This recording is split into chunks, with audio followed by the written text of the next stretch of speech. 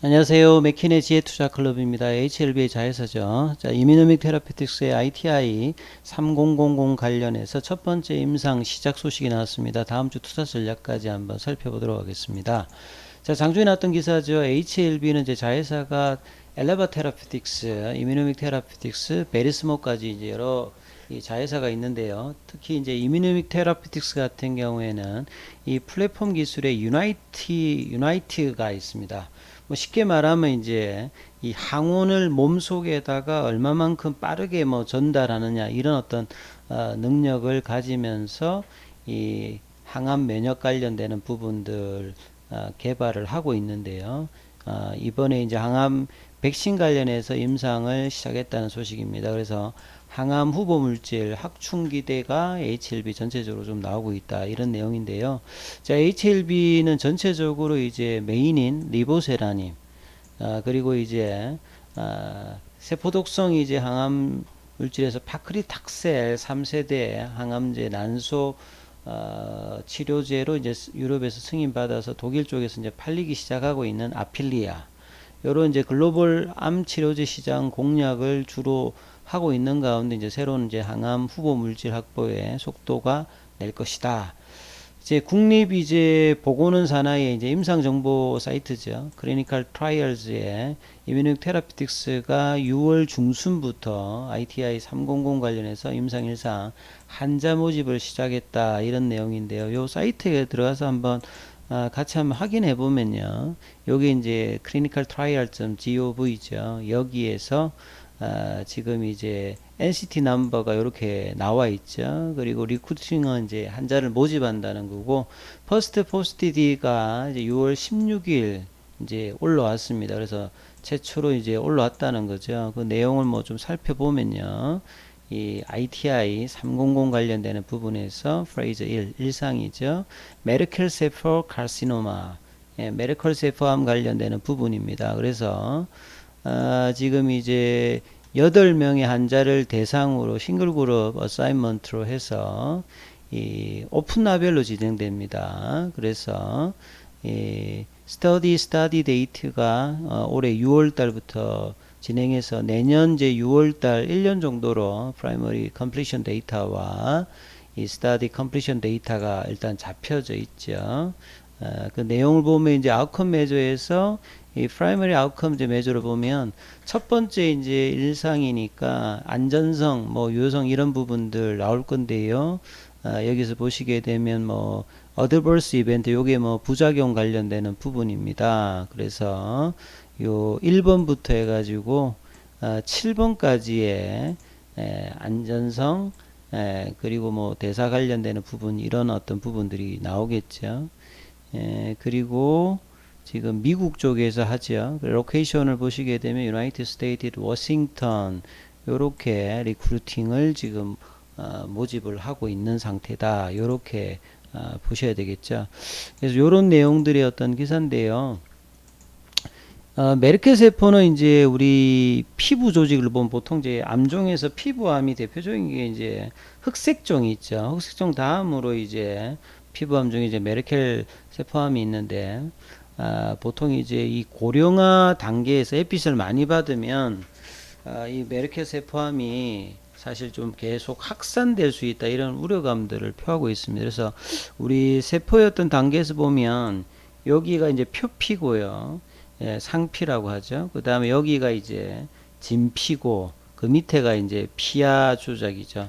보통 이제 뭐 항체 치료제 할 때 피하 주사를 맞을 때는 이제 이 부분을 하는데, 여기 이제 표피 중에서 이 메르켈 세포가 이 요 이제 신경 사이 국면에 요렇게 지금 존재하는데, 요게 이제 늘어나서 악성화되어서 이제 암이 이제 발생하는 뭐 요런 형태다 이렇게 보여주는데요.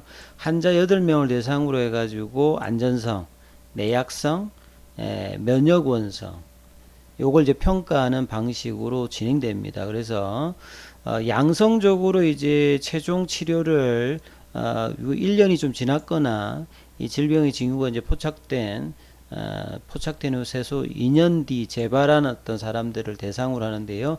자, 사람을 대상으로 이제 이 항암 백신 ITI 300이 들어가는 것은 이번에 처음입니다. 그래서 이 안전선 여부가 이제 이 부분들이 상당히 뭐 중요할 걸로 보여지죠. 그래서 ITI 300 관련되는 부분은 이제 전임상에서 면역세포뿐만 아니라 세포독성 T세포, 뭐 NK세포, 자연사례 T세포 등을 증가시켜 가지고 강력한 면역 반응을 유도해 내었다. 그래서 전임상 단계에서는 상당히 좀 뭐 괜찮았다 이렇게 평가를 받고 있죠. 메르크세포 하면 아까 제가 말씀드렸듯이 희귀한 피부암입니다. 근데 이게 이 전이가 상당히 잘 되고요. 그 다음에 이 생존율 자체가 굉장히 낮아요. 그래서 사망률이 좀 높기 때문에 상당히 예후가 좀 좋지 않습니다. 그래서 피부 상층부에서 말초신경 가까이 있는 여기가 이제 메르켈 세포라고 했죠. 여기 이제 악성 변화로 이제 생기는데요. 암세포 성장도 빠르고 전이가 잘 일으켜서 예후가 상당히 좀 어려운 질환이다. 그래서 희귀 질환인 만큼 치료제였던 수요가 2026년도에는 거의 한 4조 정도 규모로 성장할 수 있을 것이다 보이고 있는데요. 이뮤노믹 테라피티스는 사실 뭐 지금 올해 7, 8월 중에 이상 관련된 어떤 결과 탑라인 데이터가 나올 이 교모세포종 관련되는 부분에 어떤 기대가 있는 상태인데 이것도 사실 이제 일상에서 원체 데이터가 높았습니다. 그래서 이상에서 일상과 같이 유사한 어떤 결과가 되면 FDA에서도 조건부 성인으로 상용화 어떤 가능성이 높아 있는 어떤 부분이죠. 그래서 이 유나이티드 플랫폼 같은 경우에는 대부분의 어떤 암종에 적용이 가능하기 때문에 확장성이 있는 플랫폼 기술이죠. 그래서 2020년도에 HLB가 매의 눈으로 이제 인수를 한 회사가 이제 이뮤노믹 테라피티스니까 이런 부분들도 향후에 R&D 가치가 증가할 걸로 기업 가치 증가에 뭐 도움이 될 수 있는 부분이죠. 그리고 HLB 가장 뭐 중요한 어떤 후보 물질은 리보세라님의 올해 NDA를 언제쯤에 이제 구체하느냐가 중요하겠죠. 이제 9월 달에 에스모학회에서 풀데이터가 나오는 간암, 그리고 이제 임상은 종료되어서 NDA 준비 중인 위암, 그리고 이제 6월 달에 아스코에서 선형암상 관련되는 부분들, 이 ORR 데이터를 가지고 FDA를 통해서 가속 승인으로 NDA 신청을 어떻게 하느냐, 여기에 대한 어떤 기대감들이 올해까지 계속 좀 있을 걸로 보여지죠. 그리고 이제 최근에 아필리아 관련되는 부분들도 독일 중심으로 판매가 본격화되고 있기 때문에 여기에 대한 로열티 관련되는 부분이 있습니다. 그리고 HLB 생명과학은 이제 항서제약에서 이제 항암제 파이로티닌 이런 거 좀 도입을 해서 개발 중에 있죠. 그래서 HLB 그룹 전체적으로는 이제 후보 물질 개발 그리고 임상 과정 그 다음에 판매 유통까지 이런 부분들을 다 구성을 하고 있죠. 그리고 이제 이뮤노믹 관련되는 부분들을 한번 좀 살펴보면요. 이뮤노믹의 이제 파이프라인을 보시게 되면 ITR 100부터 해가지고 지금 보시게 되면 대부분이 이제 클리니컬 전임상 관련되는 부분들이 대부분이고요.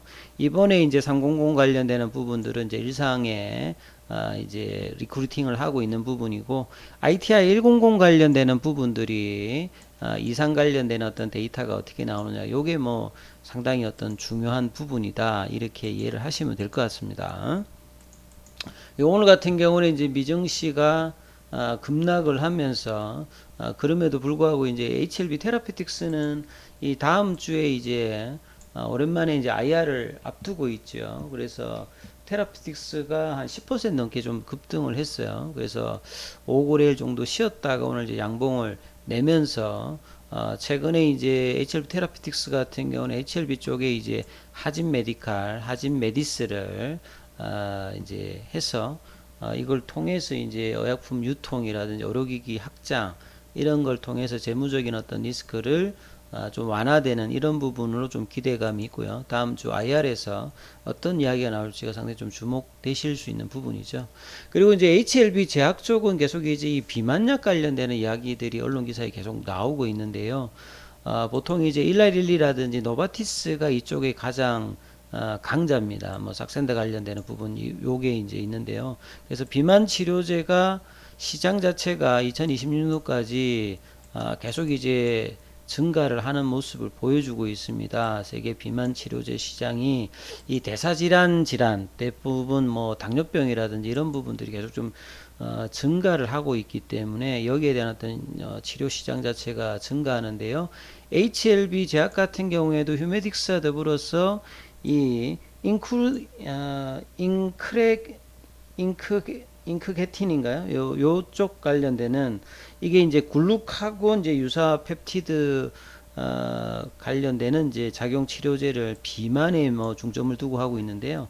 이제 인슐린 관련되는 어떤 분비를 좀 촉진해서 혈당 관련되는 부분을 제어를 해서 이게 사실은 비만 쪽하고도 연계가 돼 있죠. 그리고 HLB 제약 같은 경우에는 SMEB 이제 플랫폼을 가지고 있기 때문에 보통 이제 주사형 제제가 뭐 매일 1회 2회 정도를 맞을 것들을 한 1주나 2주에 한 번 정도로 이제 장기 지속형 형태로 제형 연구를 하고 있기 때문에 상당히 이제 뭐 개발 과정에서 성과를 낸다라고 하면 상당히 뭐 주목할 수 있는 부분입니다. 그래서 SMEB 기술을 통해서 요 이제 글루카곤 유사 이제 펩티드 원수용체의 어떤 작용제 약물을 생분해성, 생체 적합성 고분자 소재 미리고에 넣어가지고 비만 치료용 장기 주석형 이제 주사제로 개발하는 어떤 형태이기 때문에요.